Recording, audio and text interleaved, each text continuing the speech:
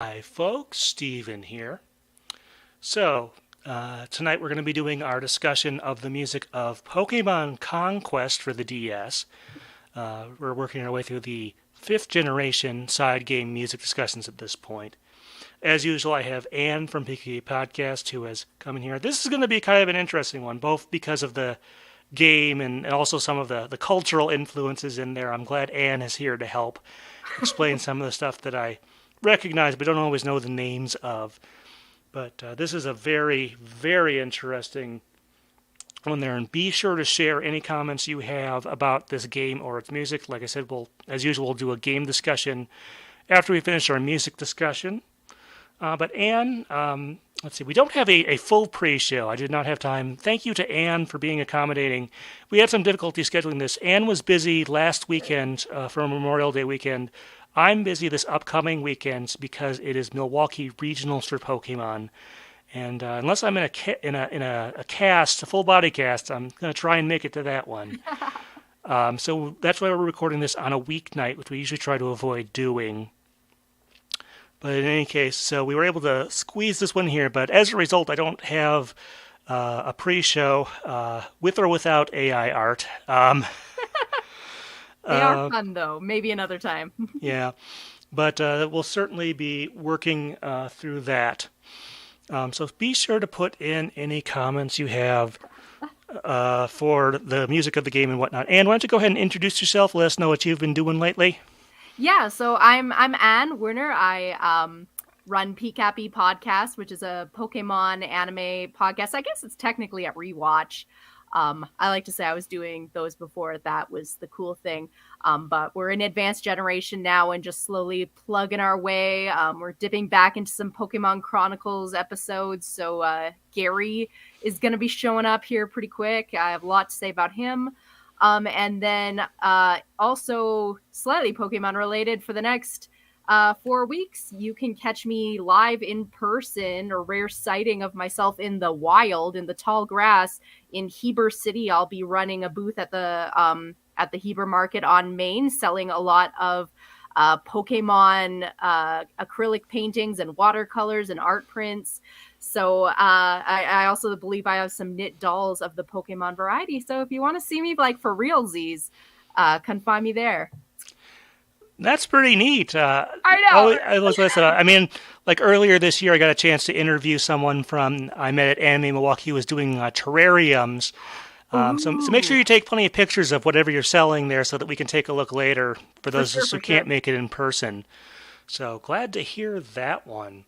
As far as what I'm doing on my end, over the weekend, since I had a nice 3-day weekend, I was able to put out the latest episode onto the podcast. This was our discussion we did last year of Pokemon Ranger Guardian Signs, the third and last Ranger game.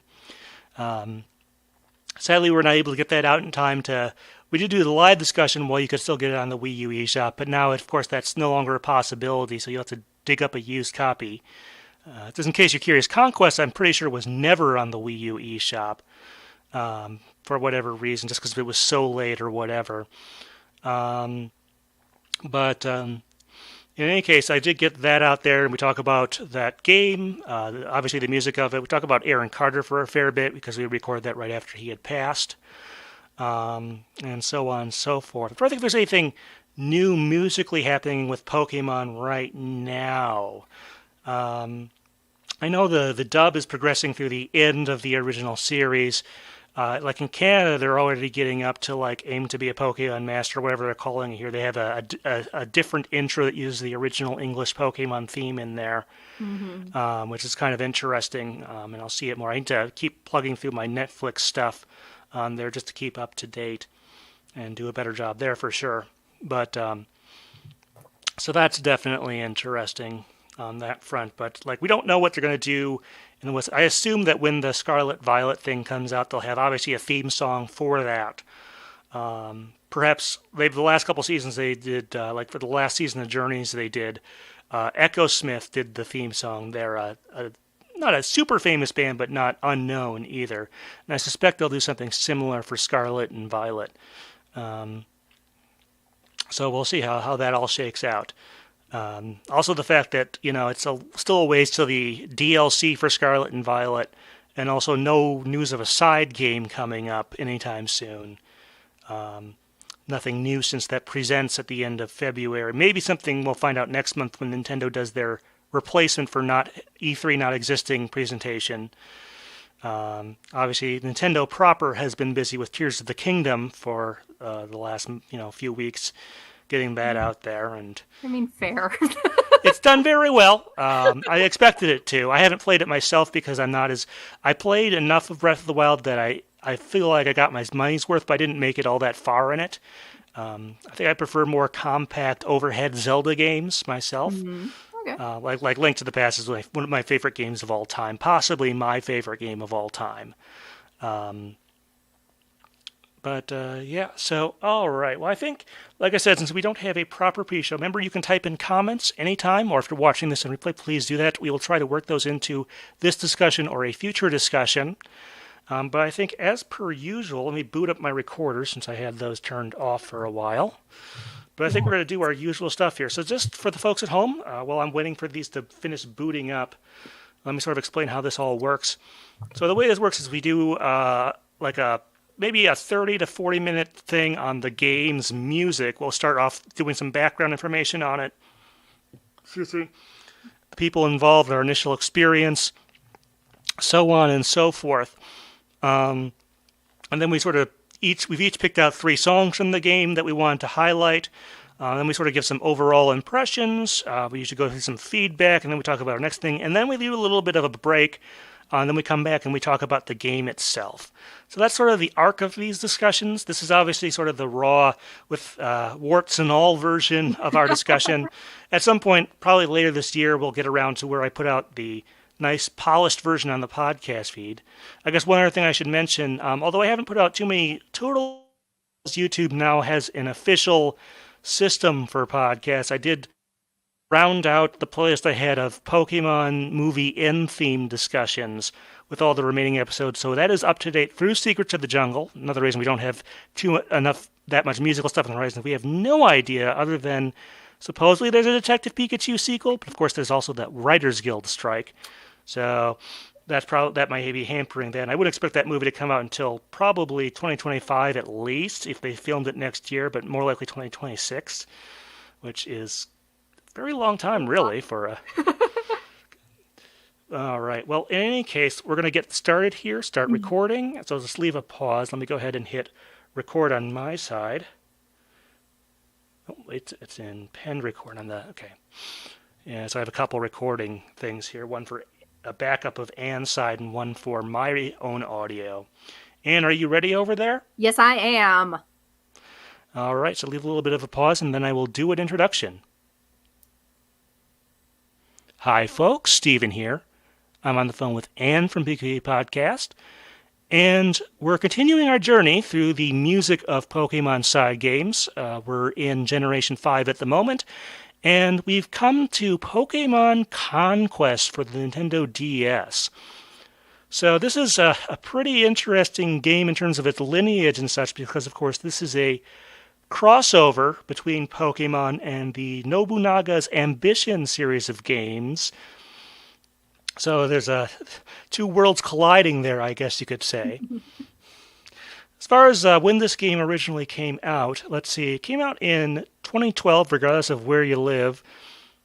In Japan, it came out in March. In North America and Australia, it came out in June. And then Europe had to wait just a little bit longer. They had to wait till July of 2012. Now, it was produced by Tecmo Koei. Hope I said that about right. I think, or Koei, I'm not sure exactly what it is, but Koei, or Koei happens to be the side that the Nobunaga's Ambition comes from. I'm not as familiar with them. I am familiar with Tecmo for their Ninja Gaiden and some of their early sports games on the NES. Tecmo Bowl is one of those. But and before we get too much further, do you have anything you want to say about this particular company, since it is new to this series? Right. Yeah, I admit I'm not super familiar with them myself. I again, it's kind of like I've heard of a lot of these games, but I never really played any of them, and kind of like never really got to know them and the kind of games they do until they crossed over with Pokemon Conquest. So as far as a marketing strategy, it really worked in that sense. Yeah, so like I said, I was more familiar with Tecmo as a company based primarily on their NES output from back in the day. Um, so that was what I kind of knew there. So they announced this game, like I said, it was either very late 2011 or early 2012, a few months before it came out in Japan. Um, I guess I should ask Anne, were you familiar with the Nobunaga's Ambition series prior to this crossover? I had heard of it, and I'd also heard of Samurai Warriors, which is kind of, I think, along a similar line. I'd heard of it, but I had never played it. Yeah, I had definitely heard of it. I think I had seen copies of like it goes back to the 80s. There's a version of Nobunaga's Ambition on the original NES, and I think it actually goes back a few years before that as a computer game. Um, so I have seen like cartridges and stuff of it out in the wild and so on. So I was at least vaguely familiar with it. I knew it had a tie-in to Japanese history and all that stuff there. So I was definitely interested. I definitely picked this up when it came out. I actually didn't finish it back then. I actually got through to the very end of the initial quest. There's a reason I'm not calling that the main story and calling it the initial quest. We'll talk about that later.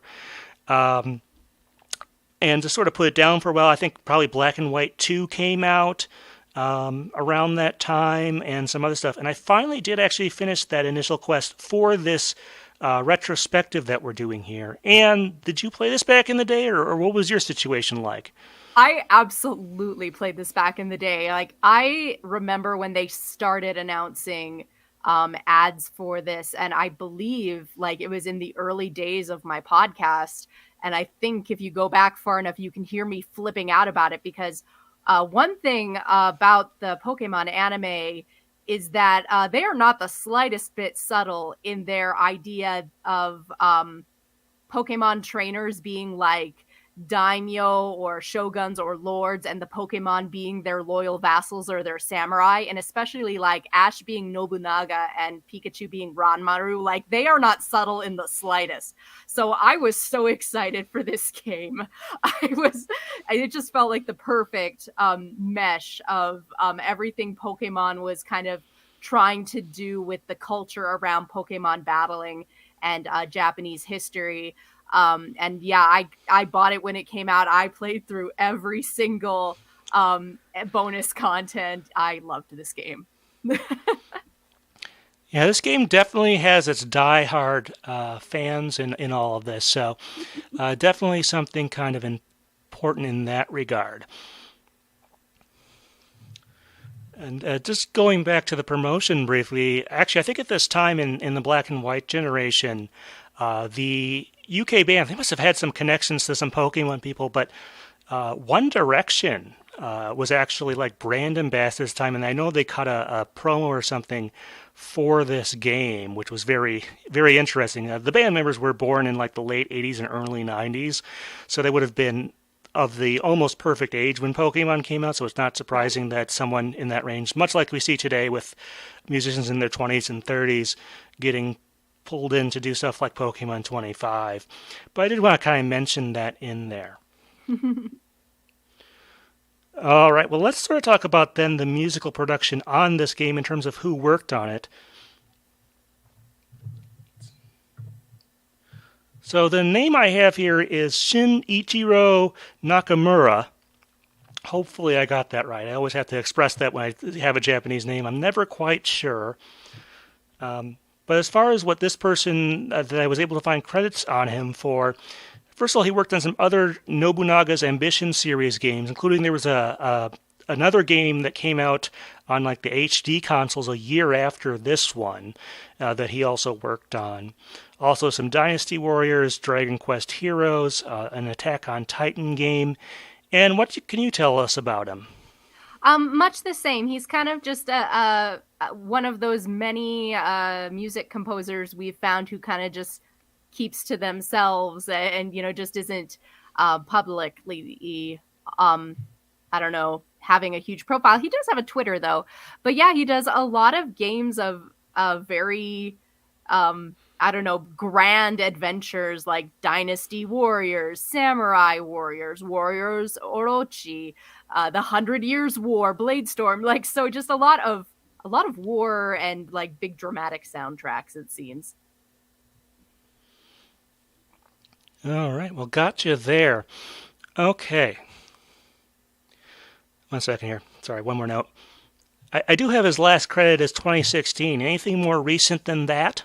Not that I can find, which is surprising because he seems to be like rather on the young side, but it also could be he's, again, just doing things that are not as highly profiled, and therefore it's harder to find the IMDb sort of trail. Yeah, it's also possible, maybe he's had the misfortune of working on some games that have been stuck in development for a while. You never know with these things, but... All right, well, let's start to talk about the overall style. Now, technically speaking, this game does not take place literally in Japan, even so far as like the first 4 generations of the main series games take place in a map. They made their own map, they made their own region, the Ransai region, but you can definitely tell there's an Eastern and primarily Japanese influence on this game's soundtrack, although they do take certain liberties. And I'm kind of trusting you to identify some of the instruments that I'm not as familiar with the names of. Can you give us a little bit of a lowdown on the overall instrumentation and style of this one? Okay, so I'll do that, and also give you guys a bit of like the musical history of this time period, because as Steven says, this takes place in a fictional version of a rather wild era of Japanese history, the Sengoku era, which is a brief period kind of nestled in between the Muromachi period and the Edo period. So about the late 1500s. And this is a time when a bunch of different lords are warring with each other, and Nobunaga, famous name, greatest samurai to ever samurai, comes in and like conquers all of Japan and unites it under one banner, kind of a story. How that relates to music is back in the Heian era, before this, we saw a lot of musical culture coming in from China and Korea and India and a lot of other parts of Asia to contribute to traditional court music, which is gagaku. But now that all these wars are happening, we've broken into warring states, the power is no longer consolidated, which means the cultural influence of the court is no longer consolidated. We're seeing a lot of musical styles being shared between the classes. Other influences are coming in. Common folk music is thriving. We're also starting to get some foreign cultures not of Asia, like the Portuguese and Christianity, coming in with some of their musical traditions before all that gets shut down. So in this period, we've got a lot of No and Kabuki style music as well. So there's going to be 3 types of musical instruments that we're going to hear a lot of. We've got percussion, we've got strings, and we've got winds, flutes. So for our percussion, we're going to hear a lot of koto drums, a lot of small hand drums. I have that written somewhere. I'll probably bring it up later. Taiko drums as well. For flute and wind type instruments, we're going to hear a lot of like shakuhachi. We might hear a bit of the ocarina and other like very kind of old style flutes. For string instruments, we're going to hear something called a sanshin from Okinawa, which kind of evolved eventually into the Chinese originated shamisen, which has 3 strings. We're going to hear probably a biwa, which is kind of similar to a lute, and a lot of other harp type instruments or banjo like or lute like instruments. There's like a huge variety, but like those are some. Yeah, that being said, they don't hold themselves entirely to just that. There is some definite electronica influence. There are some definite synth instruments, like not even just like obviously the DS. It's not all like recorded pre-recorded audio and stuff. What I mean by that is that there's some actual, definitely synth instruments in the score, as well as maybe some more modern orchestral things as well. So it's not tying itself, explicitly to period instruments, but there is a lot of that in there. Mm-hmm. All right. Well, as is usual around here, we've each picked out 3 songs. Let's see. I picked out the Aurora or Normal Kingdom battle theme, Dungeon Theme 4, which is used for some of the cave areas. And one second here while I scroll down.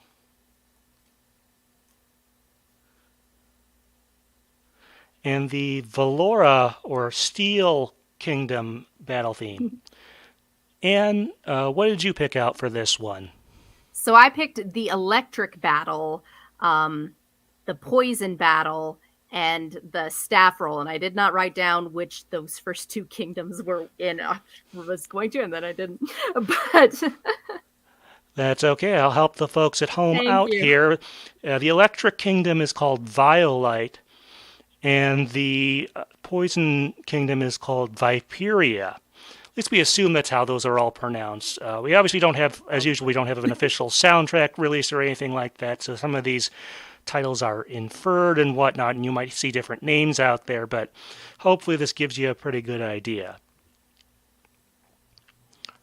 All right, well, we'll start with one of my picks. We like to go in roughly game order. My first one is the Aurora or Normal Battle music. Of course, Aurora is where you start the game. It's your kingdom when you start the game with your Eevee and so on. So this is obviously a very important theme. Sort of what I notice about it, it kind of has an interesting structure. It sort of starts out with this sort of announcement intro. Like, I don't know how else to kind of describe it, but it sort of has that. As far as instruments, it has some of the stuff you would expect. It has a woodwind lead, but it also has some synth. I have a few other thoughts, but Anne, why don't you tell us about your first impressions of this one?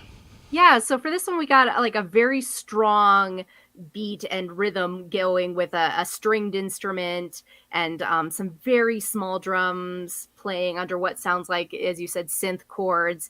And this either a flute or like a shakuhachi or an ocarina. And like I really love the little synth falling and rising notes, but also whoever's playing that flute, there's just a flavor to how it bends through the notes that's just got a lot of soul to it, and I love it. Yeah, so like I said, this is where you start in the initial quest of the game. This is your home kingdom. So I think they did some things like not totally out of place, but I think they worked this one perhaps a little bit different. I mean, it certainly is, like, instrumentationally, it's very different from, say, the starting town themes in the main series Pokemon games or the starting area themes in a lot of the Pokemon games. Part of that is just the structure of the game being mostly centered around battling. Mm-hmm. But you definitely would not get this confused with Pallet Town or Little Root Town or anything like that. And like I said, at the same time, it is a little different in some ways because I think you're sort of defending your own space when you hear this theme there. So I think it gives it a little bit of a different edge as well. I did kind of want to bring in one quote here.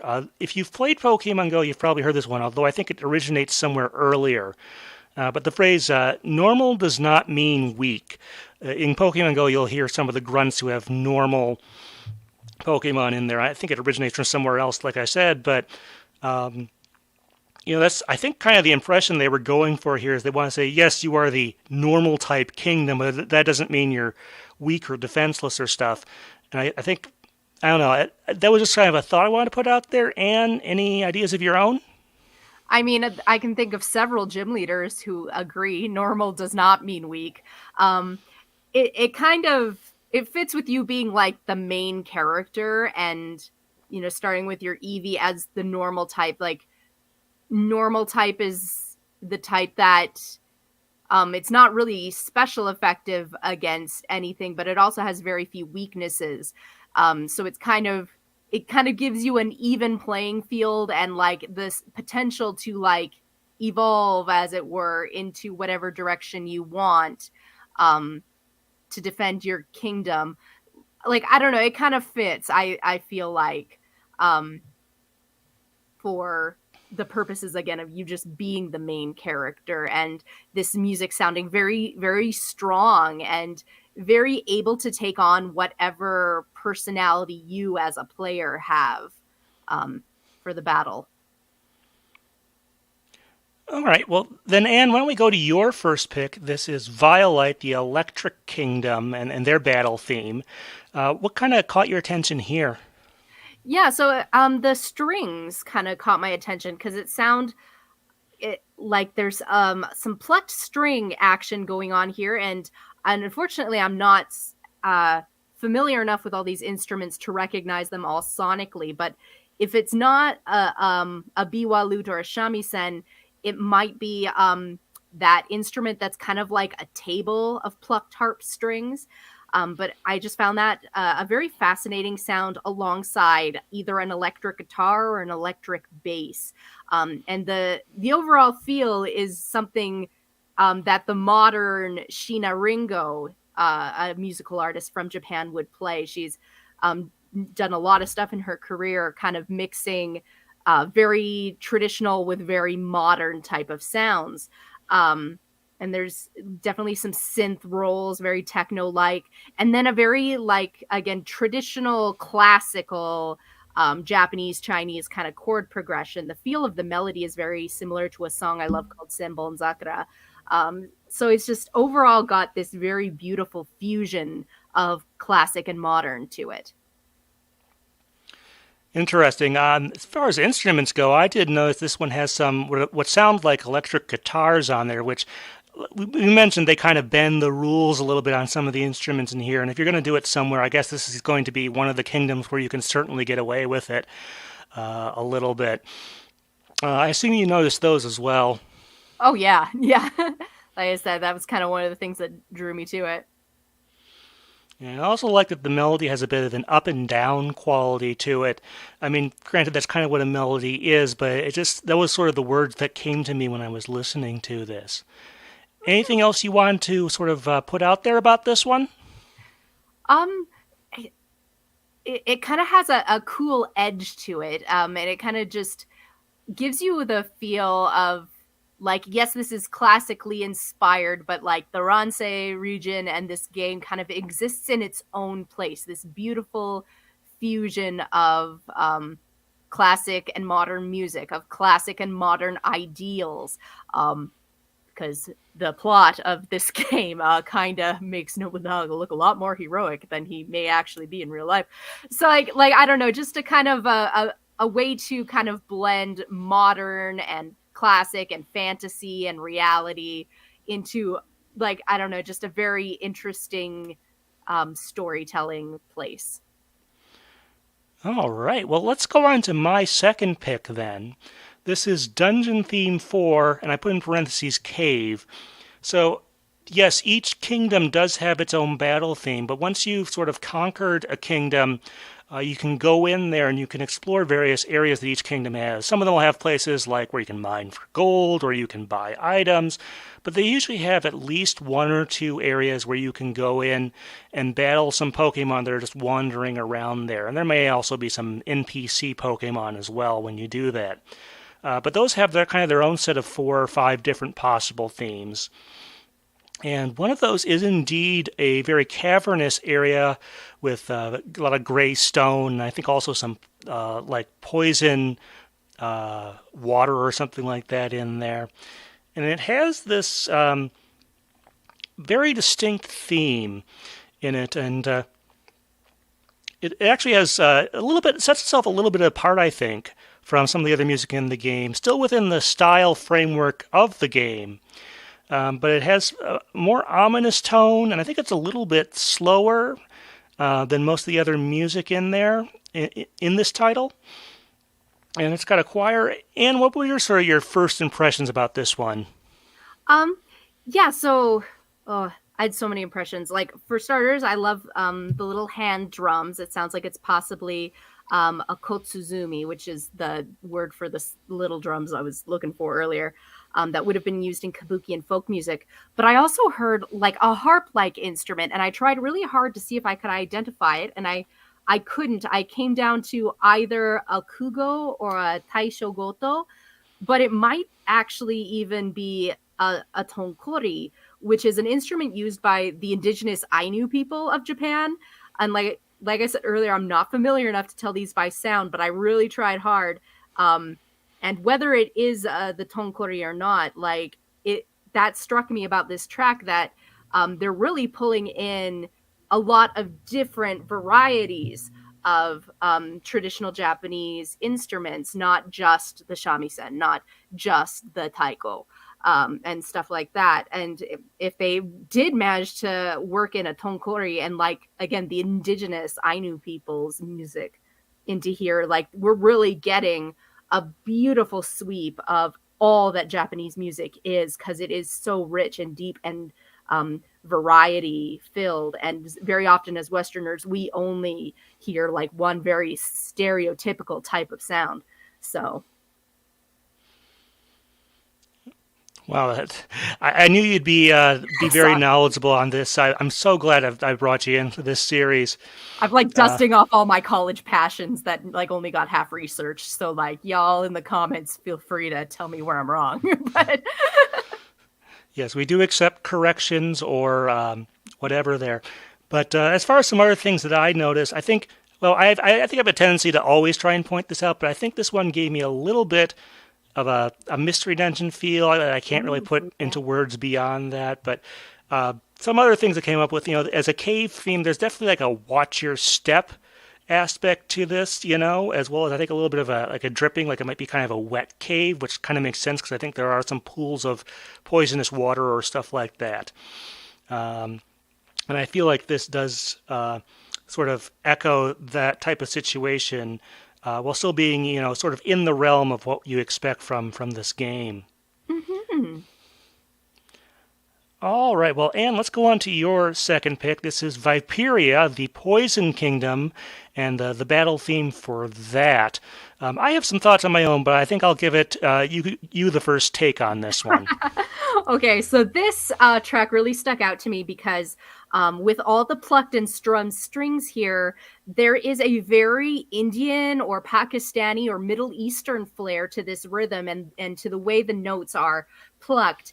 And it reminds me, again, kind of what I was trying to express at the very beginning of this stream, that in this time period of Japan, like they kind of had started to really make these musical influences their own, but most of the music that was kind of in the central court music was all from China. It was all from India. It was all from the Middle East. It was all from Korea, Vietnam. And it was kind of only slowly starting to become its own Japanese thing. And it wasn't until kind of Japan isolated itself from the world that they like really dug deep and like, Japanese music became its own Japanesiness thing. So this kind of, again, just kind of taps into a period of Japanese musical history where they were being visited in the courts by people from other countries, including other parts of Asia, and incorporating those things into their music. It's just so beautiful if that was the influence, but that's what it reminded me of just hearing this very, Pakistani Middle Eastern flair, this very Indian flavor, and realizing that back then in Japan, that might not have been at all uncommon to have heard in the courts or among the nobles. All right. Well, I may as well get some of my stuff in there. I figured Anne would have a lot to say on this one. But I put down that it had like a bit of a slithering lead. I mean, the kingdom is called Viperia, so you kind of get the snake. I mean, poison, they could have gone with something based off the word toxic or something like that as the kingdom name, but it seems like they definitely went in the area of something serpentine, something snake-like. And I get that feeling from sort of the lead instrument in there. So I think they did that very well. Anne, anything else you wanted to point out about this track? Yeah, no, I agree with you. It has a very Snake Charmer type of quality to the music. So they're playing off of a theme for sure. All right, well, let's go on to my third pick. This is Valora, or the Steel Kingdom battle theme. And this one, I think, compositionally stuff, like, yes, it still uses a lot of the same instruments as the other tracks here, but I think it is, again, a bit of an outlier on this soundtrack. First off, it has, as you might expect from the Steel Kingdom, a lot of metal percussion. There's also some guitar, some horns, and definitely some synth in there. And it gives kind of a bit of a factory vibe, which obviously, in the 1500s, we're still a ways away from the Industrial Revolution. So the closest you're going to get is probably like, blacksmithing. Certainly was a thing back then, but that was definitely the vibe I got from here. Anne, what sort of struck you on this one? Okay, so I'm real excited about this. They may not be authentic per se, but they sound like they're definitely inspired by these bells called dotaku, which are super old, usually bronze bells from the Jomon and Yayoi eras, which were like a long time ago, like 500 580 500 BC, like early, like super old eras of Japan. We don't have a lot of records of the music of those periods just because they weren't writing their musical traditions down as much, but these sound very much like recordings of dotaku bells, and at least very reminiscent of them. And it's just the composers are digging so deep into, again, Japanese musical history and the evidence of what came before. And these bells were probably very ceremonially used, and they do kind of give you a very industrial feel, a very stripped away old feel, a feel of the earth, if you will, that I like a lot. Yeah, I do kind of have to wonder. I mean, I haven't listened to a ton of music from the other games in the Nobunaga's Ambition series, but I do wonder if the composer for this dug so deep, not just because, like I said, it is rooted in Japanese history, but also because this is, well, while many of the games have been released in the West, this is one that was going to get a sort of different set of attention. I do wonder about that. Like I said, I would have to do a comparison with more of the other games in the series to really tell that, but... Another thing I want to point out, well, this is definitely works as a battle theme. I think it has more of an optimistic and like building or construction tone to it, which again sort of fits into the steel dynamic there. We're building something up or something like that. Did that occur to you, Anne? Did you read something else or? I kind of don't know if I read so much as much as kind of am going along a parallel line with you, like, because again, it does sound like almost like a factory, a battle taking place in a factory sort of feel. It just gives a very big sense of environment and kind of the idea of what might be important to the leaders of that area. And I'm trying to remember who it was, if it was Ina or something. I probably should have done more research on yeah, it is Ina.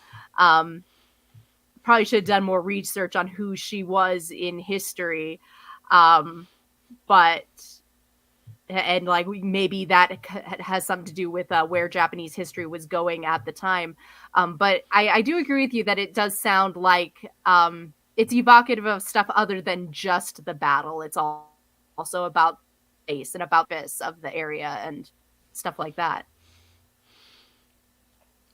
Yeah, so that's kind of why it stood out to me, and another reason it does seem to be a favorite of a lot of folks from this game. So we seem to hardly be alone in that regard. All right, well, once you complete the initial quest, like I said, calling it the main quest might be a little bit overselling it, actually, but you do get to a staff role that you're going to hear, well, really many times if you decide to 100% this game. For the most part, this is a medley of other tunes from the game, but And you picked this, so what kind of jumped out at you from it? Yeah, I picked it as you say because it's kind of got a lot of different um, aspects of the game to it. Like it starts out, we got the like a shamisen or a like instrument going so hard with both modern and like modern Western classical style chord progressions. And then I do hear some traditional flutes and drums in among them, but there's definitely a full orchestra and like a timpani. Um, and then at one point, there's choral voices, which reminds me of Buddhist chanting and the influence that had on Japanese music. We get fast songs. We get like slow, serene Zen pieces. We get that are like stripped down and it's just the plucked strings and maybe like some synth or flute under it. We've got evocative battle drums and military music. We've got the court music. We've got folk music. It's this wide sweep of motifs that appear in the game and just gives this wide swath of Japanese music, what it was at the time, played alongside a very Western inspired sort of music that is used in Japan today and kind of gives it a sort of to the future feel. I don't know, but I thought it was very interesting and very beautiful, and it like made me feel things about music, so I liked it. Yeah, and going back to the medley structure, I mean, obviously this is a game that is about effectively a long journey. Yes, you technically only get to see very small portions of the world up close for each of the major battle areas and so on and so forth. Um, but, this Ransai region, or how it's pronounced, doesn't really exist. It's a little hard to say for me. But it is a large island or something like that. So it's a considerable amount of land you're going over. So the medley kind of works as showing off the journey aspect, even though you only get to see little itty bitty pieces of the realm or whatever you want to call it there. That's beautiful. I love that. Yeah. All right. Well, let's see. I usually do at this point, before we go on to our overall impressions and opinions and stuff, I usually mention any sound effect type stuff. I think this is a DS game, so most of the stuff is taken straight out of like Black and White and thereabouts. And I guess a little bit of Diamond and Pearl, since some of the Pokemon are from there as well and earlier eras. So it's pretty standard there. I don't know that they do too much else with like sound effects and other stuff in the game that is especially notable. Not that it's bad or anything. It's just maybe doesn't stand out all that much. Um, as far as overall impressions, I do want to be very clear. I do like the music in this game quite a bit. However, when I was listening straight through the playlist of all these songs, it actually kind of got not on my nerves so much as it sort of got like each song does have a unique melody to it, but it also the instrumentation. Well, there are some differences. There are definitely a lot of similarities. The music is for the most part high energy. And very loud and stuff like that. And I think a lot of that has to do with the structure of the game, which we'll talk about in our game discussion later. But that made it actually a little bit difficult to listen straight through. Not because of the quality of the music so much, but of sort of the, I guess, consistency of it. And do you have any thoughts of your own there, or? I both agree and disagree, and like I agree in the sense that like this soundtrack is all about battling, as you say. It's very high energy. So like yeah, after a while, you start like I don't know it. I don't know if grates on you is the right word, but like it is notable that this music never has a down point. There is never an interlude. There is never a moment of peace and quiet. And that might not be terrible because you can turn the volume off if you're playing for a long time. But like it is a quality of this game that some people may like more than others, that it just is high energy all the time. For me, it didn't bother me so much just because I really love that kind of music, that fusion of those particular chord progressions and those instruments with the modern. Like this is a lot of stuff. I went through a phase where I listened to a lot of, as I say, Sheena Ringo and other this type of inspired music where it's a modern techno electric mixed with very, very traditional instruments. So, like, I don't think I ever got tired of it, but I can definitely see how, like, sometimes you want to chill, and this game never lets you just sit back and have a moment. Yeah, there are a few lower key tracks, and I think if you look back at my selections, particularly Dungeon Theme 4, the Cave theme, and Valora, the Steel Kingdom theme, those are some of the outliers. Like, yes, they still fit in with the other music in the game, stylistically, but they have somewhat of a different energy to them than some of the other stuff. Like I said, not that the music on the whole is bad. Hardly. I would hardly say that. But it is definitely more uniform than we've seen with most of the other games in terms of, volume and stuff like that, and instrumentation. Than, like I said, most of the other games, whether it's Mystery Dungeon, even the movies we've talked about, have had more range than that. And the choice they made to have mostly high intensity music makes sense with the theme and structure of the game that we'll talk about later. But like doing a straight through listen, that can make it a little difficult. Yeah, for sure. There's a lot of variety in this track, but none of the variety comes from, say, tempo, which is a plus or a minus kind of on an individual basis, I guess. All right, well, there's definitely another Pokemon game we have to compare it to. So, no sign at all of this getting a remake or a sequel or even any type of re-release. Unlike the Ranger games, it did not have the fortune to be re-released on the Wii U Virtual Console or anything like that. But there's another game. Well, let me just rephrase that.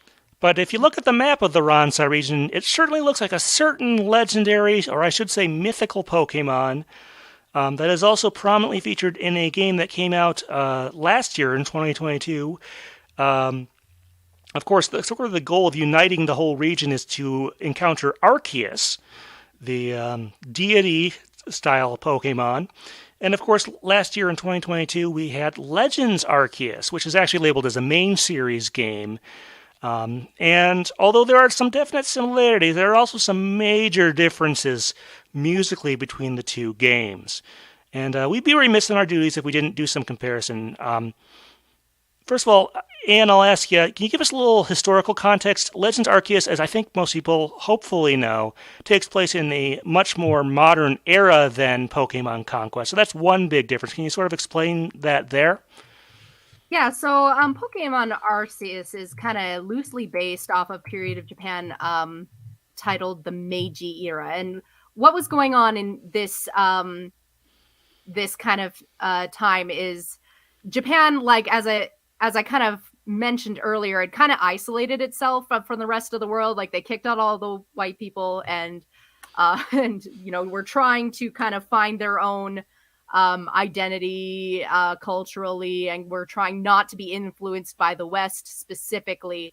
And then in the Meiji era, they kind of stopped being an isolated feudal society and kind of opened themselves up to the Western world. And it's a lot of good things happened with that and a lot of bad things happened, but like it's a period of time that like a lot of change was happening in Japan, and specifically a lot of musical change, like the way they taught music and the way they performed and composed and even recorded their music started to change.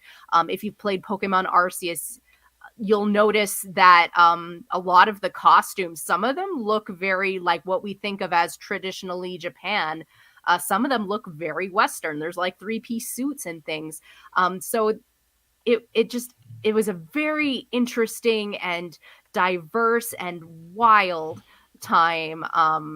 And also a very nationalistic time, because even though they were kind of combating that these Western ideas of what Japan should be and Western ideas of what Japanese music should sound like, they were also really building a sense of national pride, which sometimes could be problematic in its own way. But yeah, it's it was just a wild time. I don't know how else to describe it. So yeah, definitely a different historical period between these two games. Um, that said, Legends Arceus does have some music that is people would immediately recognize as Eastern or possibly even Japanese. So there is still definitely some of that because, although older music may have a different style, it never completely goes away regardless of what culture you're in. That's true of Western music, Eastern music, wherever you're from. So there's always some of that carries on.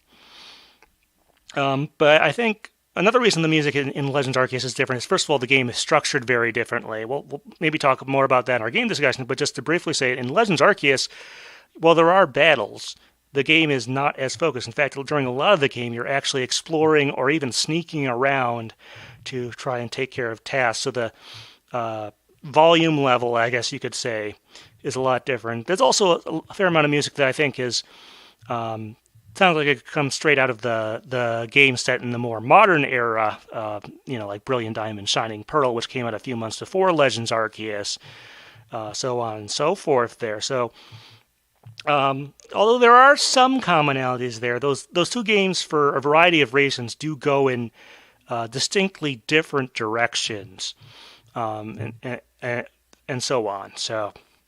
But I definitely want to draw that comparison. I think we did some pre-discussion on this before the stream started, and I think Ann and I had some further disagreements about this. I'm not sure if we wanted to.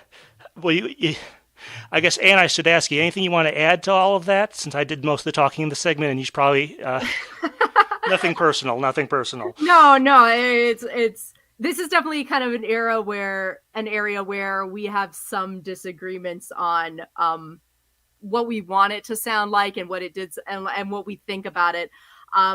Like for me, I think you're definitely right. Like they go in two very different directions. One of them being like Pokemon Conquest is a collaboration with a whole other company, whereas Pokemon Arceus is technically a main series game, so it's kind of fitting in with that main series musical framework.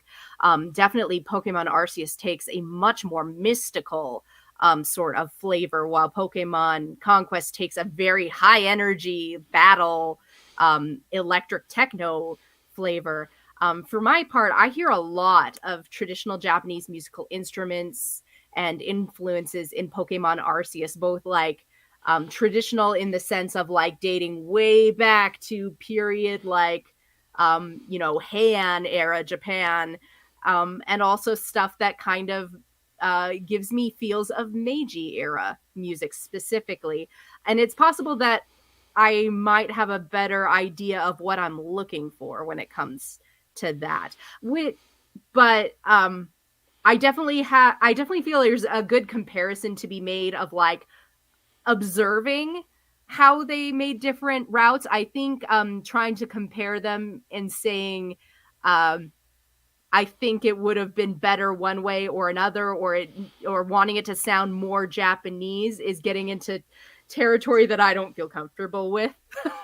And me neither. Not really. But there is definitely a lot of similarities and differences between the two, for sure. Yeah, so I like I said, this is definitely an area we kind of had to go into, and if you have thoughts on that, that's always a good thing if you want to share that with us. Just a reminder, if you want to give us feedback, you can always give a comment on one of these videos. You can also drop us an email, pokepress@gmail.com, and our primary social media stuff is on Twitter, @pokepress. Now, normally at this point, not that I didn't get any feedback since our last discussion was recorded. I think it might actually be about a month ago, maybe a little less. But in any case, I did get some feedback, but I didn't feel, not that I didn't appreciate it, but I didn't find anything that I think was super useful in this context. So I decided to sort of flip the script a little bit and have Anne give me a question to answer, since I usually take some of my feedback and have her give her views on it. I think we should rotate things around right now. So Anne, why don't you go ahead? What's the sort of the question you want me to answer? Okay, so it's less a question of feedback, but I'd like to know your opinion, because as we just demonstrated, we sometimes see things very differently. And I was musing over on my hardly ever used Pikapi Podcast Facebook about my love for Black and White as a very socially relevant Pokemon game, and how I'm starting to get a new appreciation for Sun and Moon and kind of the themes of adults and children, and you know what adults should be to children, that are kind of explored in that game. And I was wondering, Steven, of all the Pokemon games you've played, main series or otherwise, what is a theme or an idea explored in them? Because most, at least the main series games, have sort of a thesis statement, if you will, that really sticks out to you or really resonates with you. Well, technically speaking, I think it's actually our next discussion on Ooh. side games, which is going to be Pokemon Mystery Dungeon Gates to Infinity. Spoiler alert, we'll do the formal thing in a few minutes when we get on to that. But one of the themes in that game is sort of the accumulation of negativity and negative feelings and how those can manifest in the world. And I think when we do the game discussion for that one in our next installment, I'm going to have a lot of things to say about that, especially given the time in which that game was released. Talking about Black and White proper, the main series games from that era. I kind of wanted to point out that one thing they sort of talk about, those were the first games where the main region is set somewhere outside of Japan, which, I'm not anti-Japanese stuff in Pokemon. I want to be very clear about that. I think we can have a debate about, how far to go in, what needs to, I shouldn't say what needs to, I should say what might be a good idea to change, what might not be. But it was the first region based on somewhere outside of Japan geographically for the main series. Specifically, it kind of represents all of America, but the map is based on the New York City area. And one thing that comes up time and again is the theme of diversity, which is something that America has dealt with both in good and bad ways over the years. That's certainly a fair assessment, I think. So that's a theme of those games that I really appreciate, especially coming around that time. Like I said, I have a lot of thoughts about culture leading up to now, but also starting in the 2010s and what I like to call the social media era, and sort of how that sort of affects things and how that sort of interacts, like how the Pokemon franchise sort of behaved, I guess, in that era. So I don't know that that's as succinct or clear an answer that you were looking for there. No, that's... But like a lot of things I say, sometimes I get a little rambly, and I'm sorry for that. I try to fix that somewhat in editing. Oh my gosh, have you heard my podcast? Rambling is all I do. You're fine. Well, like I said, magic of editing. But that was sort of my thoughts. And I may as well let you answer your own question there. What do you think? Oh, well, definitely with you. I have a special place in my heart for Black and White. And again, as the time it came out, I felt it was like a message the world needed to hear. The hero of truth and the hero of ideals being complete opposites. They cannot, they are completely different. And yet they are both right. They are both the hero of this story. And they have to live together. They have to live together in this world, regardless of whether or not they agree. And how do you make that happen? How do you have two conflicting ideas that neither are wrong, neither are the bad guy, and we still have to share this world? We cannot send, say, all the Pokemon off somewhere else and all the humans off somewhere else. We have to do it together. That is something that has always stayed with me. And again, I'm starting to get just a bigger appreciation for Sun and Moon, with the world being the way it is, and the way a lot of us grown-ups running the world are arguing and doing a lot of things that we think matter, and maybe they do, but while we're fighting about it, we're ignoring and hurting the children we claim that we love and protect. And that was a big thing through Sun and Moon, was watching how children got failed by adults, through Guzma, through Lusamine, whatever. And that's kind of lately been sticking out to me, of like, oh, how much of the stuff that like I get really upset about and I have to fight with people and I want to change the world, how much of that is done at the expense of the kids that maybe I should be listening to who are hurting, possibly because of what I'm doing or not doing. So Yeah, definitely intergenerational relationships are things that come up a fair bit in the Pokemon franchise. So, yeah, actually, one idea for like a web series I had was like video game family counseling and like Lusamine and her kids, or Dracula and Alucard, or some interesting ideas there. Cubone, need I say more? Don't want to make too much light of folks' situations there, but you get the idea. Yeah. All right. Well, as I sort of divulged in our prior, just a few minutes ago, we go in North American release order. So our next game we're going to talk about is Pokemon Mystery Dungeon Gates to Infinity. This is a 3DS game. And of the Mystery Dungeon, 5 or so, or 6, depends how you count. You can count up, I guess, a lot higher than that. But anyway, this is one of the more forgotten/maligned ones.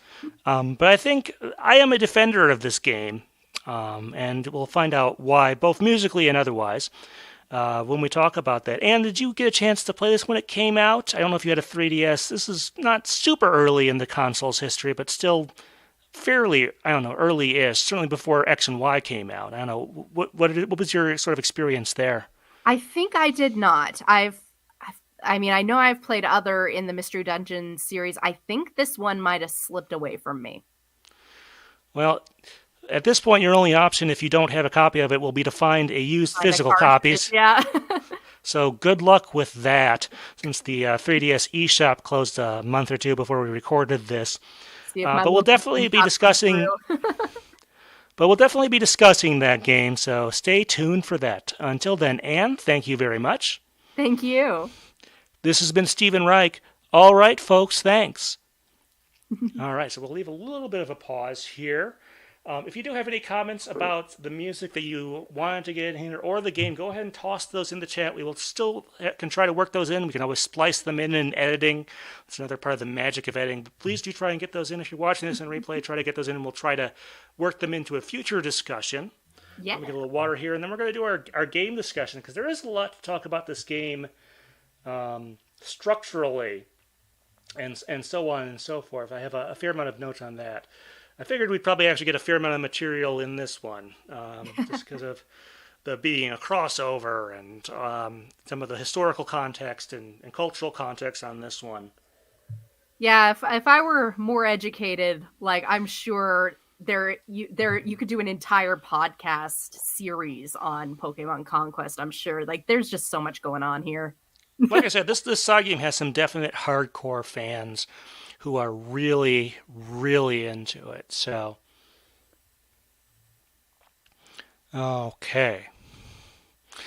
I've been adjusting my gain throughout this because I think I had it a little too hot going. I'm going to do one more adjustment here, and hopefully that gets me into a better place where I won't. Hopefully there isn't too much clipping. I can fix some of that in post or just re-record some of my audio. But, all right, leave a little bit of a pause and we'll do our game discussion.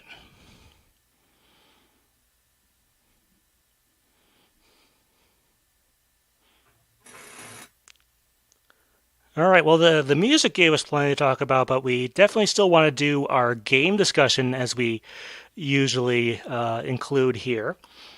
So first off, I wanted to sort of talk a little bit about the theming of the game. Now, they technically made up a region. This game technically does not take place in literal Japan like most of the other Nobunaga's Ambition games.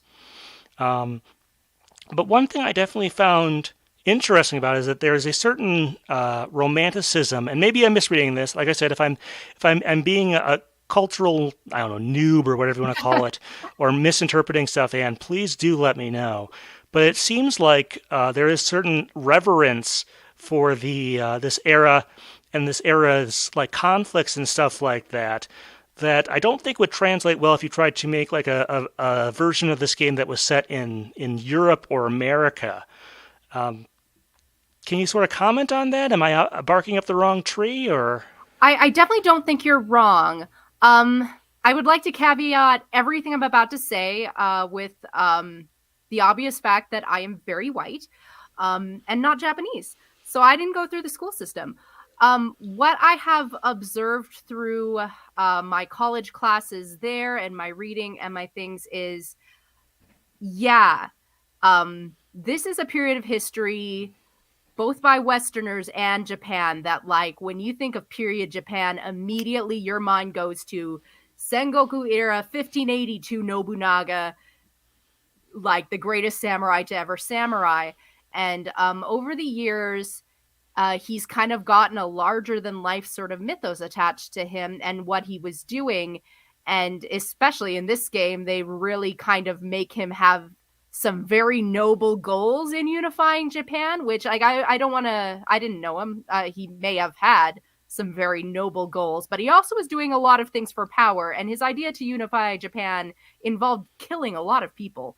So there is definitely a sense within Japan that, in the same way we have, like, say, a left and a right here in America, there are definitely people who are like, we should not be glorifying, like, it was a great time in history, but it was also a very problematic time in history. We should not glorify war, especially with Japan's World War II history and, like, the way the Meiji era kind of led into that. I mentioned, like, some increased levels of nationalization and kind of like a embracing yet also fighting against the westernization that kind of led there.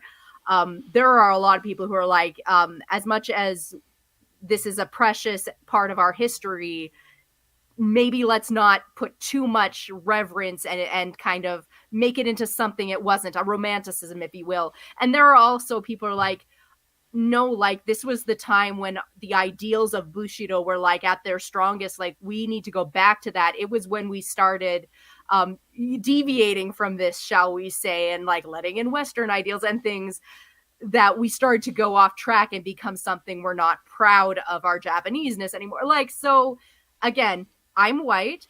I don't have all the cultural nuances for that, but, like, those are things that I have heard and read and observed in my own classes and talking to people there.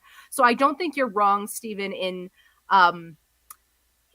recognizing that there is a bit of romanticism going on in this game, and there are certain other conflicts that we also feel similarly about in our own countries, of, like, there are people who are like, this is amazing, this is not amazing, this is somewhere in the middle. War, I feel like, for every country is gonna be in that vein.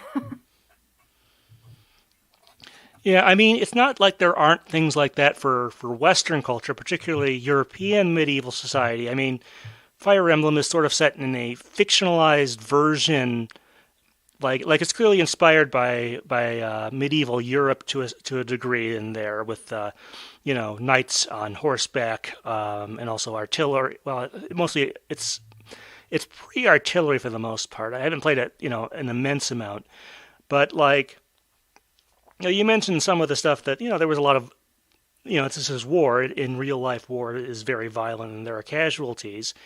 Like, obviously it's toned down for this game because, it copies over the stuff from the Pokemon main games, where Pokemon do not die as a result of normal in-game stuff. They are mortal. The game establishes that, but they don't, die from as a course of normal game events. Is sort of the way it's structured there, and that carries over into this one. Whereas obviously in the main Nobunaga's Ambition game, there's always that, not only war conflict, but also there's, like, political intrigue and stuff like that. And in fact, the main Nobunaga's game also have a lot of, like, resource kingdom management stuff that isn't present at all in this game, particular in Pokemon Conquest. But I just want to call it because I cannot. Maybe it's in part because, the U.S. is a relatively young country compared to most other major world powers, at least in terms of its current structure. Obviously, if you count indigenous peoples, that goes back thousands of years here in America. But in terms of the quote-unquote United States of America, and even Canada, and to a certain extent Mexico, that only goes back to, like, like they started colonizing them in like the around the time where this game takes place. Really, is when you started leading into in the West. You start to lead into the Renaissance and stuff like that in the 1500s. Mm. Sort of the end of the Dark Ages, so to speak, or the Middle Ages as they're called. But like if you look at American history, like I can't imagine a version of this game that's based on, say, like the big three, I think, in American history, in part because I think they make America look the most good, to be honest, historically, are the Revolutionary War, the Civil War, and the World War II are like the three big ones that you have games or stuff based around. And you do have video games based on that, but I can't imagine a game like this based on that. You have the Revolutionary War where, yes, we've patched things up with England since then. Uh, we are on somewhat better terms now than we were in 1776. You have the U.S. Civil War where there is a very clear, um, side fighting for eventually, ending enslavement versus perpetuating enslavement. So there's very clear moral lines there, even though there's some folks who will debate that. Doesn't make you a bad person if you're from a southern state or anything like that. Let me just be clear about that. But and then obviously World War II, in which Japan is generally seen as on the wrong side of history for that themselves, which would kind of disqualify that as a candidate anyway, I'm sure. But you look at those three, and I cannot imagine a version of Pokemon Conquest that is centered around figures from that. Like, yeah, it might sound great to have like a George Washington with a Pokemon, but then you have to have, Benedict Arnold, or I forget who all the British commanders were. You go to Civil War, like, no one's going to want to, like, a lot of folks will object obscenely to playing, they want to play as Robert E. Lee commanding around a Pokemon to conduct his battles or something like that. And say nothing of World War II. It's I cannot see a thing like that. Now maybe, so it just seems like a big difference here. Not like I said, there are a fair number of games that either are either themed around or literally based on events in, say, medieval Europe. That is a bit more common there, and is maybe more analogous to what happens in Pokemon. What the sort of the dynamics in Pokemon Conquest. And so on and so forth, but it still feels different to me. Yeah. Now, we have mentioned some of the other Nobunaga's Ambition games. Obviously, those play a little more serious. They also have some other aspects, some more resource management type stuff within like your feudal kingdom or whatever. You have to manage, crops and laborers and stuff like that. And you have some other options, whereas this is more or less just straight battling. With very minimal exploration or anything else like that. I don't know. And what are your kind of thoughts on that? I think if it wasn't so minimal, like if it had more of an overt impact, or if there was more variety and more to do with kind of all the side stuff, I think I would have been into it more and really put together a strategy. But since it was kind of not as integral, like I hardly ever developed like the farms or anything. I just went and battled till I dropped every single time. So but yet I love those kinds of strategy things. Like I love me some Age of Empires and building up your civilization, and how taking care of the community strengthens your army and things like that. So I feel like if it had been a little bit more developed, I would have really loved it. But I also see that they were kind of paring this game down so that very young kids could play. So they may have wanted to make it so that you could just deal with the basic battle mechanics and still be okay. Which ended up to being that's all I ended up doing. And lo and behold, I was okay. Yeah, so I think there are some Nobunaga's games that definitely use sort of the isometric-ish perspective that this game uses in there. I think there's one from like the late 90s that kind of uses that. I can't speak to the game as a whole. I'm sure it has some of the stuff from some of the other ones. But, if you've played this, I wouldn't say like you're totally ready to do a total deep dive into other games in this series. There are some major differences, especially with the modern ones that are are not grid-based and so on and so forth. And in a way, this game is actually kind of structurally a parallel to Pokemon Masters, and that every one person in the game. They can switch between them, but they all have one Pokemon they're commanding at a time. It's very one-to-one, kind of like the sync pairs in Pokemon Masters. So in a way, it's more parallel to that, although the structure of the game it still has a lot of differences. Yeah, I actually have a DS or a Game Boy Advance game, actually, of Yu Yu Hakusho Tournament Tactics. And it actually follows this kind of gaming structure very similarly as well. So I think there are a lot of games that kind of use this style of gameplay at varying levels of difficulty.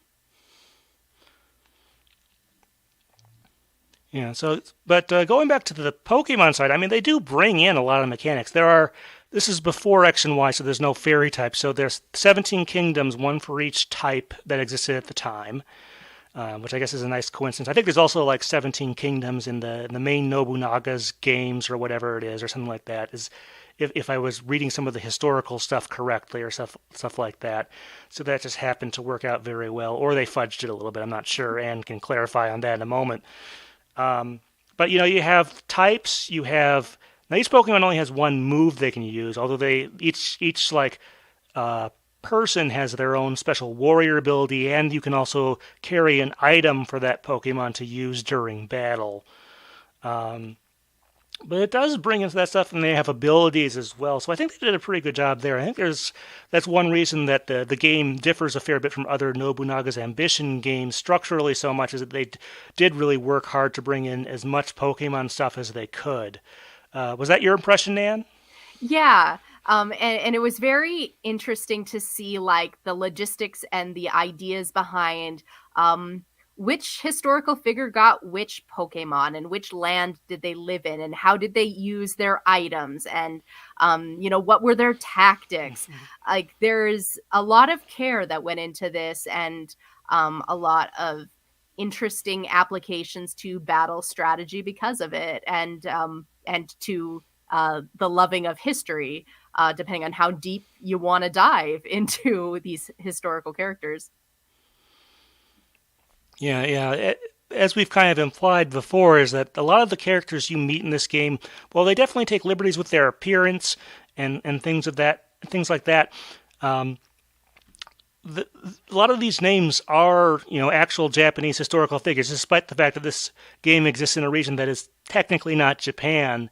They do have some historical parallels. I did find, as I was researching this, a video from a history-based channel with someone who runs the channel who really loves this game, and he had a lot of interesting things to say about the different characters and stuff like that.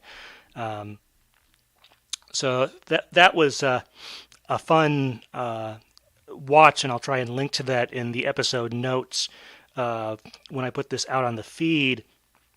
But I think they did a pretty good job there. But going back to the moves things, because you only have one move and it has a very specific pattern, you could sometimes end up in a case where you had very limited or even no options. If you actually ran out of, if you didn't have any moves that could damage your opponents, they would actually kick you out of the battle as a defeat. If you did that, I don't know, how do you feel about them sort of paring that down, Anne?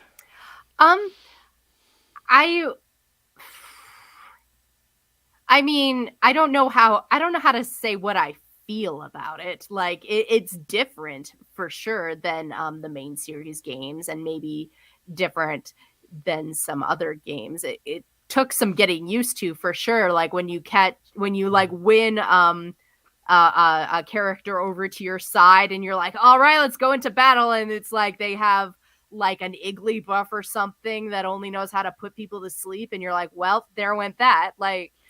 So, it took a lot of getting used to. I don't know if I mind it. It adds a complication, but once you learn to work with it, then, it becomes a challenge to overcome, I guess. I didn't mind it. It just was different. Yeah, and I guess the other major mechanic we should talk about, as I mentioned earlier, although each person has one Pokemon they're using at a time, you can, we don't have Pokeballs or anything like that, but you can effectively catch Pokemon using what's called the link mechanic, and some Pokemon can level up higher with certain characters than others. You have like a max percentage there, and one of your goals there, especially if you do the bonus content, is to try and find some of the perfect links where they can go all the way up to 100% power with that Pokemon. I don't know, how'd you kind of feel about those mechanics, Anne? That was interesting. It kind of goes against my grain as a disciple of the anime, where every Pokemon is special and every Pokemon can learn to be a champion, and a good trainer can train any Pokemon. It's like, what do you mean my perfect match? It defeated my desire to just take on Ranmaru with a bunch of Magikarps. But like, it was kind of fun to kind of just explore that and to find the characters and to, like, I don't know, find the Pokemon that the game thought would be their perfect match, and to think about why that is. And I don't know, I didn't hate it, I didn't love it, but it did give me a lot of interesting food for thought. Yeah, and the game does help you out a little bit when you encounter these Pokemon, like in one of those, not in the main battles, but where there are some wild Pokemon about. When you have a character selected, the other Pokemon will have a symbol that's usually either a bronze, silver, or gold medal that tells you how good a link that is. So you know, hey, I need to see if I can get this guy over here and then link up with this other Pokemon because they're going to be really good if I put in the effort to level them up and so on. So it does give you some clues about that. It did take me a little while to figure out, oh, that's why it's not powering up anymore. I've reached the maximum percentage for this pair, so I got to find someone else for them. Yeah, it's an interesting, like, I don't know, an interesting area to explore as far as tactics go, for sure. All right, well, we've been talking about sort of the initial story, not sort of the main story, the initial story, because it turns out if you want to put the time into this, there is a lot of content in here. Anne, you said that you went through everything because there's like a true ending and all that fun stuff there. Yeah. Obviously, you liked this game a lot if you went through that much. I think after I beat the initial story for this revisit, I did do one or two of the other chapters in there just to get an idea of what they were like. Anne, do you want to maybe call out a few of the bonus chapters or whatever they're called that you really liked? Yeah, so honestly, with the bonus levels, they can get really repetitive if you do them all, but luckily I really liked this game, so I was fine with it. One of them was, there was that kind of stuck out, was there was a all women sort of contest, and it's a little sexist because it's all about, like, they're trying to prove who's the most beautiful and powerful woman in the land. But it stuck out to me because it's all the female characters and Ranmaru, which is saying a lot right there. And there's also, like, I don't know, it was just fun kind of looking at some of the different historical characters, like let's see, Hideyasu, or what's his name? The guy who kind of, after Nobunaga's death, takes over kind of his plans to unify Japan in real life. So right. You kind of get to play as him and kind of sort of carry on his goals. You've got like one where Oichi's trying to prove herself. You've got one where like Ranmaru as well is trying to kind of prove to himself and to Nobunaga that he is kind of able to be Nobunaga's equal. So like it's kind of, they can get very repetitive because ultimately you're still just battling to defeat every kingdom in Ransei. But it's fun looking at them through the lens of the historical contexts of like what these people were trying to accomplish in real life, and then like framing those bonus content battles around that idea. And there were also a couple levels where you didn't necessarily want to win anything, like everything. Like maybe you wanted to like help everyone find their perfect partner or catch a particular type of Pokemon, or like maintain balance between three kingdoms and stuff like that. So yeah. Yeah. Going back to one thing you said in there, I do want to point out to our listeners that historical context, despite the name of the series, Nobunaga had an ambition to unite Japan. He didn't get to see it in his lifetime. That is true. So, yeah, despite the name of the series, he got a decent way in there, but I forget if he died in combat or if he had a disease or something like that. Or I think he got assassinated, actually. But let me Google. Yeah, I forget, but he did not get to. One of his followers or close confidants completed the job after he passed away. So that's what actually happened, and that's another point of military simulations like this, is that there's always a what could have been factor to it. What if this other battle had gone a different way, or if this other person had managed to achieve what they unite Ransai in the case of this game, but in real life in Japan, what would that have looked like? And how would that have played out, perhaps? Mm-hmm. So, yeah, if you just beat the initial story, technically that's only a very small portion of what this game has to offer. Now, one thing we should note, we talk about things like Mystery Dungeon, where there's still some rumors there might be another entry in that. I wouldn't be totally surprised if there was. But we still have no word on any of that, so we don't know for sure. In fact, we know very little about any Pokemon side games at this point that might be coming out. But this game in particular has not gotten any sort of re-release. It hasn't gotten a sequel or remake or anything like that. And it's hard to say exactly how well it sold. In Japan, it seems to have sold at least a couple 100,000 copies. Overseas, I'm not entirely sure. I don't think it sold super badly, but it seems like it might not have sold super well either. And I think there are a couple factors on that. One is that it was a very late original DS game. The 3DS had been out for like over a year at this point. And in fact, the Wii U was only a few months away when this game came out in the West.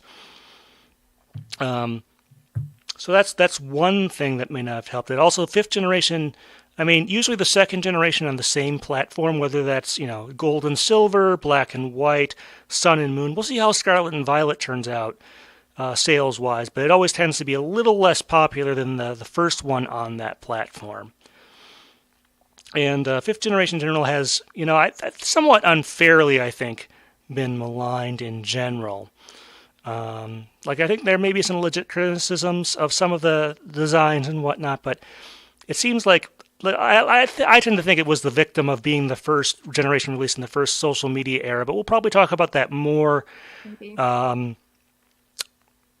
with our next discussion on the Gates to Infinity and how I think that game is severely underappreciated. But we haven't seen anything else from this one. Now, obviously, if they, I don't think there's any bad blood between Tecmo Koei and Pokemon that I'm aware of. I kind of doubt that. I think it's just this game did not sell spectacularly well enough, or they decided they couldn't really figure out where to go with the sequel since, the Nobunaga's Ambition games, they only have so much history from that era to use, so it's perhaps kind of a dead end of sorts story-wise unless they really want to start making things up. Or maybe they considered doing other, historical conflicts and stuff and realized, no, maybe that's not a good idea to do, the Revolutionary War or something that happened, in Europe in the 1800s or, in medieval times or stuff. Maybe that's not a great idea. Certainly, in terms of Middle Ages historical conflicts, this is towards the end of the Middle Ages, but the Crusades are something you definitely do not want to turn into a video game aimed at this. So there's tons of baggage which still resonates to this day from those conflicts. And so it's like the fact that the Nobunaga's Ambition series exists within one current day country, and maybe it is more just about the struggle for power than for, ideals or stuff like that to the same degree. Maybe works in its favor, and maybe one of the reasons this series works. But as far as getting a sequel to this or remake, maybe they hit a dead end there. I suppose, the action in this game is not completely dissimilar from something like Fire Emblem, which is very popular right now. They could do, without having to work with an outside company so much, they could do Fire Emblem cross Pokemon, which I'm sure people have floated both publicly, and I wouldn't be surprised if privately. I don't know. Do you want a different spin on this game, a sequel, and any thoughts there?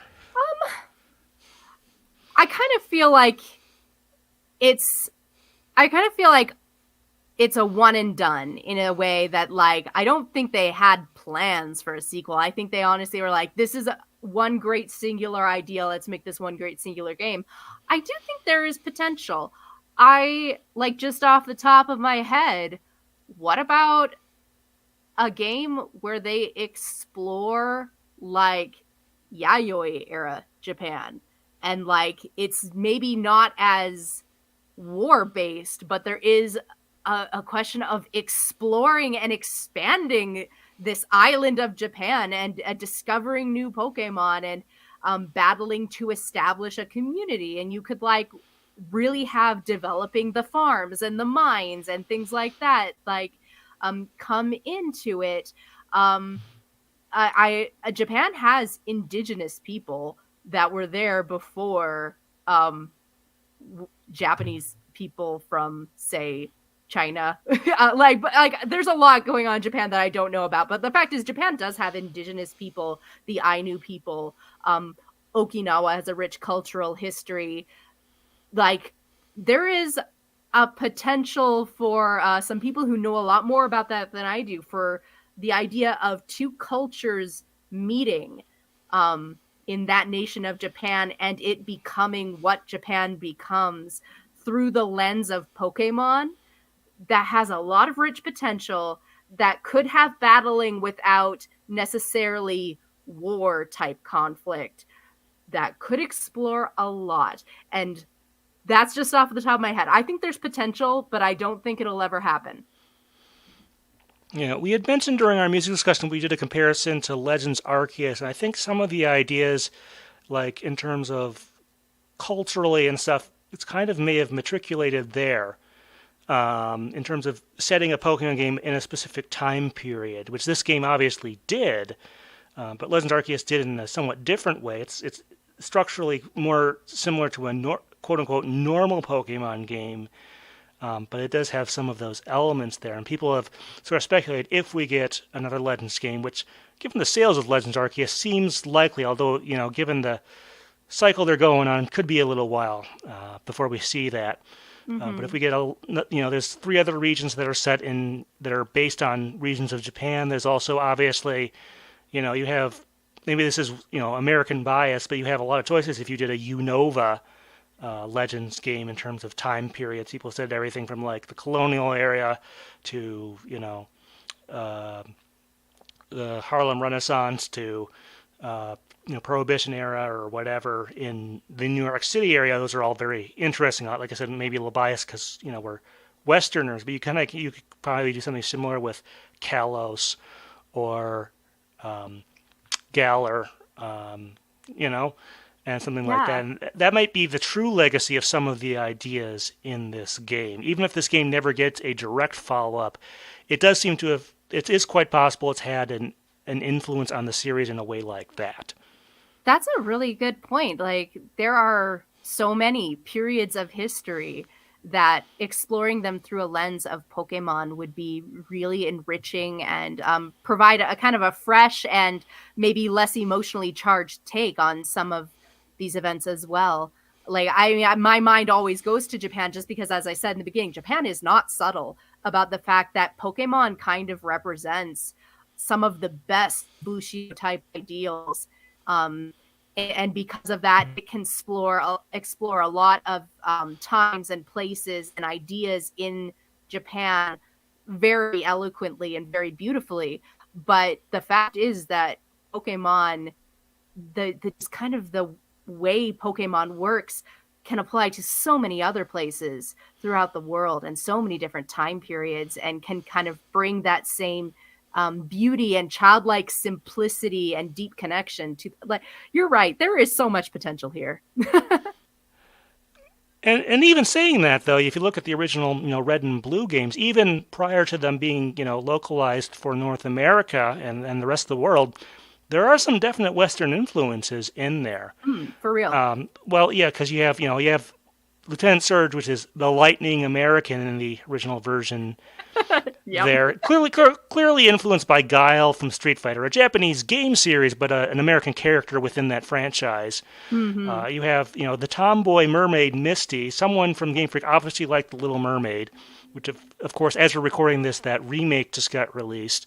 And then you have like reviving Pokemon from fossils, which didn't probably originate with Jurassic Park, but that movie did come out during the development of the original Pokemon game, so Yeah. so you see stuff like that too. So Pokemon's always been sort of a mishmash, even though it does have a lot of Japanese influence, especially early in the series. Not sure exactly where I wanted to go with that, but I kind of wanted to just point some of that out. You're right. Like there's ties to the whole world. All right, I think we can stop the recording there. So a lot of material there. I kind of expected it with this game. So yeah, we spent a lot of time talking about that. But I think we covered most of what I wanted to with that. No, it's as far as like I've wanted to talk about this game for not just music, but also like it's kind of an outlier within the Nobunaga's Ambition series. I guess the one thing we didn't talk about is what other crossovers. We did float the idea like the most similar thing they could do to this would be Fire Emblem cross Pokemon, which I think Fire Emblem has grown, especially in the last decade or so. I forget what the entry on the 3DS, whatever that first one was, marked a real turning point for the series. They started bringing it over in the GameCube / GBA era, and then it's sort of grown, especially in the last decade or so. It's become much more popular. It's still not quite up there with like the big Nintendo series, Mario, Zelda, Pokemon. I guess you got to put Animal Crossing in there, and even Mario Kart is kind of its own thing now. It's sort of the big Nintendo franchise, the one that's selling like the double-digit millions, the 8 figures. Fairly regularly. Fire Emblem could be fun. I think I'd die of happiness if there was a Pokemon Animal Crossing. Yeah, not sure. I mean, they've experimented with Animal Crossing a little bit, but most of the games, especially since I think the Wii U ones were not received particularly well, those were kind of moved over. And the last one, the Switch one, launched at like almost the exact perfect time. It's like the second or third best-selling Switch game because it launched right at the beginning of the pandemic. Right. That's the reason we all have our mental health. Well, I actually never picked up that game, but I know that it was like, obviously Nintendo could not have hoped for better timing, despite this, they weren't happy about the circumstances, obviously, but it's like, well, make hay while the sun shines or whatever, We all needed that, and they provided, and but they have a very good stable there. But technically, what I would like to see is a dedicated Pokemon music game. At some point, we're going to do an episode on music. At least I intend to. I don't know, and I haven't committed you to this or anything like it, just because I said it. But like an episode on non-Pokemon Game Freak games and their music, and that might give us a chance to talk about Harmonite. But it'd be nice to have a dedicated Pokemon music game of some sort. That would be logistically difficult because, like, you really have to get stuff from like the side games, the anime, different versions of that. So logistically, that might be difficult. But that would be a crossover. Part of the thing, though, is that Activision, that looks like that sale to Microsoft is going to go through. So we can forget about if the next time they decide to bring back Guitar Hero or something like that. Guess we won't be using any of that anytime soon. But like a rhythm game or something like Melody of Memory for Kingdom Hearts, where you just go through and just play music from the entire I don't know what word I'm looking for, repertoire of Pokemon music. That could be really fun. Yeah, but that might be a thing. The logistics of that, since Pokemon has so many composers and so many licensing kerfuffles. Yeah. And given the state of like some of that stuff, like only half the stuff from the Double Platinum Pokemon the First Movie Pop soundtrack is available on digital services officially. Right. So and localizing it too, half the world wouldn't know what the other half stuff was, probably. Yeah, it's logistically difficult. Probably not impossible, but it would be an undertaking. But I would like to see at some point like a dedicated Pokemon music game of some sort. They maybe want to do their own thing or stuff like that. But yeah. I'm gonna try to think whatever crossovers we've seen. Like, there's been Pokemon content in like, especially the original Super Mario Maker because of all the amiibo stuff they had in there. They even did a special Pokemon level in there. They've done a few Pokemon-related Splatfests in Splatoon. Like I said, obviously we've covered Smash Bros. Before. At some point, let's see, I'm trying to think. Well, I guess it won't be until after 6th Gen that we cover Smash Bros. For 3DS and Wii U. But that'll be a thing. Well, here's a thought for a crossover. I don't know if you've ever played this game, but there's this cute little indie game called Spiritfarer I was introduced to. And it's kind of like you go around to all these islands in your boat and like you complete little quests and you're basically like ferrying the dead, you find out later. But like the idea is that you're going around and you're getting to know all these people and you're working through their life story as you help them solve quests and things. I think Pokemon could have an interesting take on that, where you go around to all these little islands and collect materials and help Pokemon solve their problems, help them reunite with their friend or whatever. Like, I don't know. There's a potential there, I think. Well, going around to different islands, actually, one idea I had for a Legends game, if they want to go the Pokemon Yellow route, they can make Pokemon Legends Lugia. But it'd be like almost like playing a Pokemon version of Wind Waker in a way, because you'd be going around. If they ever want to go that route, there's always that chance, especially with the Mario CGI, movie doing so well, that they might be going back into some of their ideas for Jensen. Maybe that's why we haven't heard much. I don't know.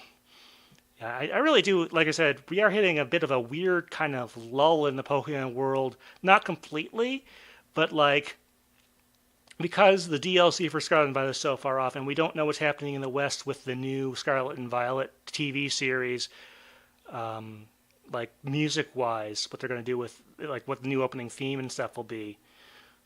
We should find out relatively soon-ish, but yeah. All right. Well, thank you very much, everyone especially if you've made it this far. If you have any comments, please do put those in. We will try to work those into a future discussion. But thank you very much to everyone out there. Thank you.